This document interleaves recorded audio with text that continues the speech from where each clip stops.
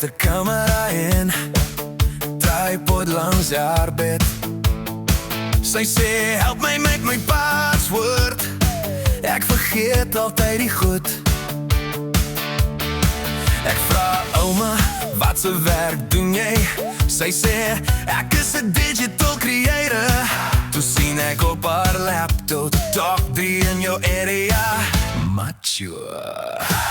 Ouma se OnlyFans, dis dramaties.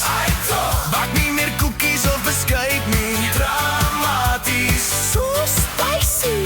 Sy sê ek soek net subscripties, nie erapingie.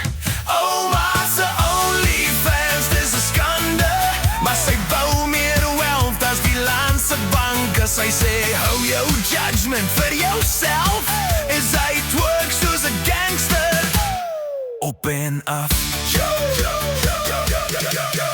My pa in crypto, hy is broke. My ma verkoop Tupperware, ook 'n joke. Die hond is 'n influencer met 'n petco deal. My ouma cash uit met haar Sunday lunch reveal. Sy post, noem nie wors en wen 'n date. Ek lees die comments, my siel verlaat my lyf. Sy sê, ek doen dit vir die familie, en sy koop my nuwe PlayStation met haar Feed Friday freebie. Aina! Ouma se OnlyFans, dis dramaties. Help my! Twyfel in 'n G-string, dramaties. Ooh, jelly. Sy sê, my seun, ek's iconic. Ouma se OnlyFans, dis 'n skande, maar sy betaal my studies. Sy sê, jy het 'n bias, dis van my kans.